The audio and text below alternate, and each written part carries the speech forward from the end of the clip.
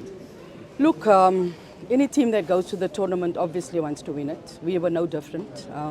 I think we were centimeters away of qualifying for the semi-final, and then they won it right at the end. A lot of teams came there. Teams that we played last year were obviously better. A lot of teams are not, like I said in the past, you can't underestimate anyone anymore, which we did not. As the defending champions, we knew that every game we were going to play was going to be a cup final, and it was that. And I think, we gave as best as we could. And sometimes when a team just does something better than you have to acknowledge that as well. But that is some of the things that you learn in how to manage, especially against Nigeria, the latter minutes. It's unfortunate that the injury came at the time, and if you saw the injury and what it looked like, I think emotionally it affected a lot of the players. We tried to calm them down, but that's not something you can do in 2-3 minutes. And at the end, they were not focused, or shall I say that emotionally affected them. But as I said, if we had scored that goal that sort of ball took very long to trickle over the line, we could have been speaking different now. So it's those small little margins, I think in the final third, better decision making at times would have got us in on goal a few times, and we put a lot of pressure on us by not making better decisions in the final third. Can you say that the team grew with the tournament as it progressed? Look, I think all the teams grew with it as the tournament progressed. Playing the same team twice is always very difficult, and you could see that Ghana had also improved. I think because the tournament was so tight, you look at some of the games, except for the one quarter-final, Nigeria against Zambia, all the other results were very, very tight.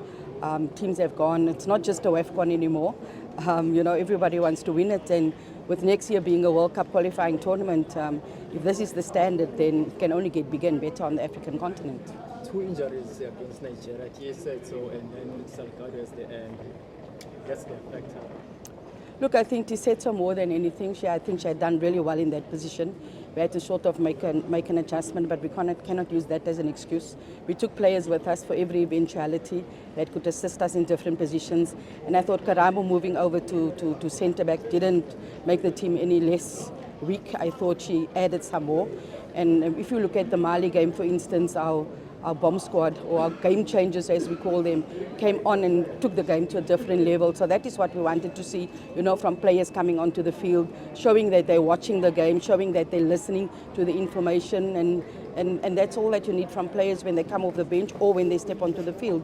So before you ask the question, I can tell you that we tried to do similar to what we did in 2022, where we wanted to win that first game at all costs and then tried to make the changes to keep the team fresh, because we know that there was a chunk of games missed in the Hollywood bets. We know that obviously played a factor because game time was really, really important.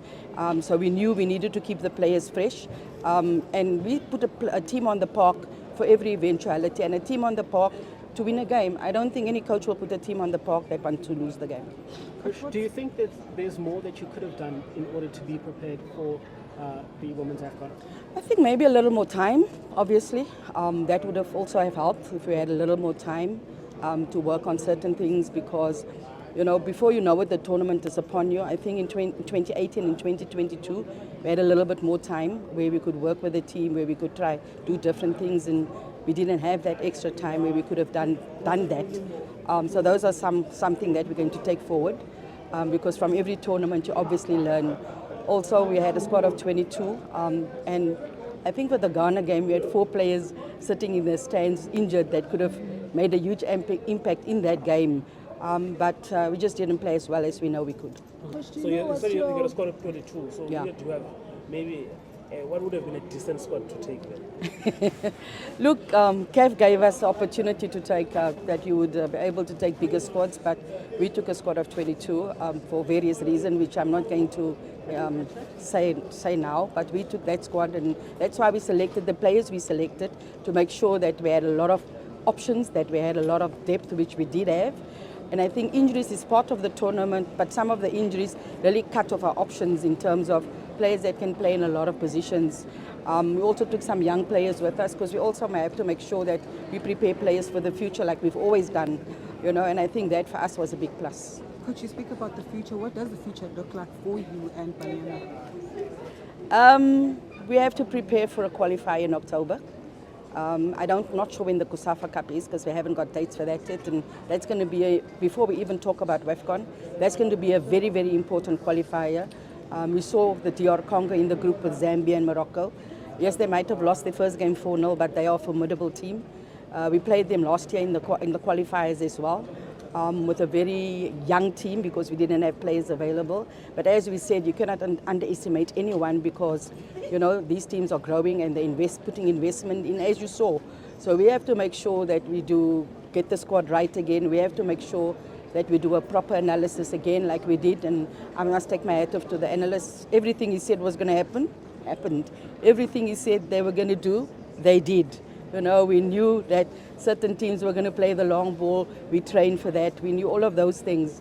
But to get it perfectly, you actually have to work with it a bit longer because you had, I think, 2 days between the quarterfinal and the semi-final. And normally it's a rest period of 72 hours. We had a travel day in between, and we didn't look like a team that played 120 minutes. And this is the grit and the resilience that this team has shown. So the next, as far as I know, the next game is in October. I'm not sure about the COSAFA, it might be sooner. Just as a follow-up, coach, to what you just mentioned regarding the way forward, any concerns regarding your contract renewal? I'm not going to comment.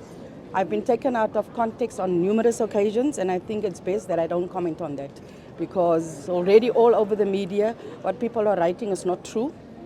Certain things is not true. So when people write, they must get the facts right first of all. They don't get the facts right and they write the wrong thing. So I'm not going to say anything. I'm saying no comment purely on the fact that I don't want to be misquoted because I've been badly misquoted during this tournament. The turnaround time between this tournament and the next one, short period. Very short period. Maybe it's a good thing. You know, we expected WAFCON to be 2024 and we were practically ready for that, and then it's a year later, which gives you a little bit more time, but it also doesn't give you that time because you now have to prepare differently. It's like preparing for the World Cup. You qualify in December, and then you have to prepare for the World Cup in June, July. So it's similarly to that.